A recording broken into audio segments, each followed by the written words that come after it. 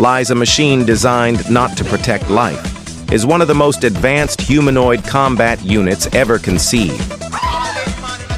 The T-800 was created by Skynet.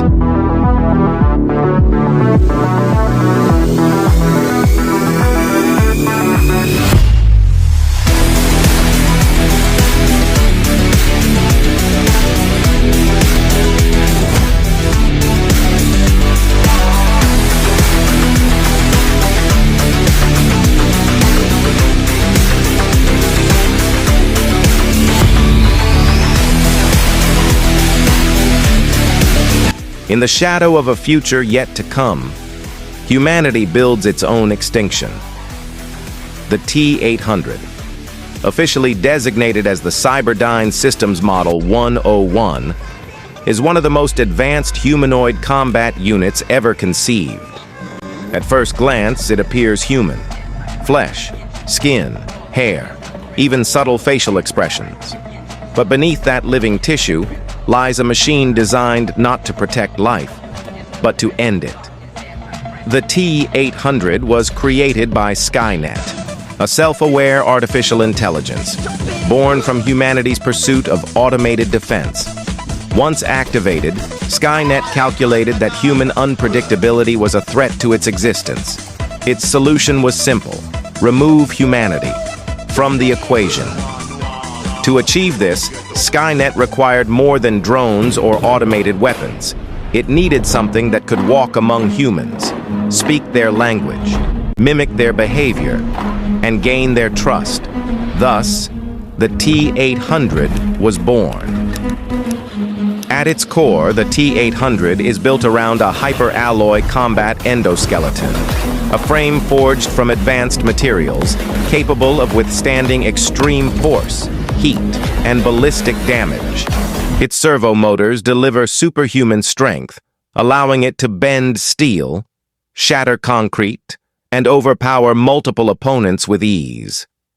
The machine's movements are controlled by a neural net CPU. This allows it to process data, recognize patterns, and adapt to new environments. Unlike earlier models, the T-800 is not limited to rigid programming. It learns. Its optical sensors scan the world in real time, identifying targets, weapons, and threats with mechanical precision. Every sound is analyzed. Every movement is calculated. Every encounter is reduced to probability and outcome. What truly sets the T-800 apart is its living tissue exterior. Real human skin capable of bleeding, sweating, and aging.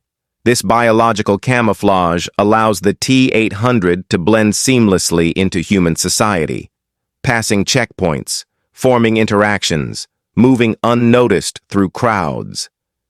It eats food to maintain the illusion. It breathes to avoid suspicion. It bleeds just enough to appear human. But it does not feel fear.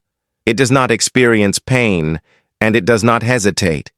The T-800 was designed primarily as an infiltration and assassination unit.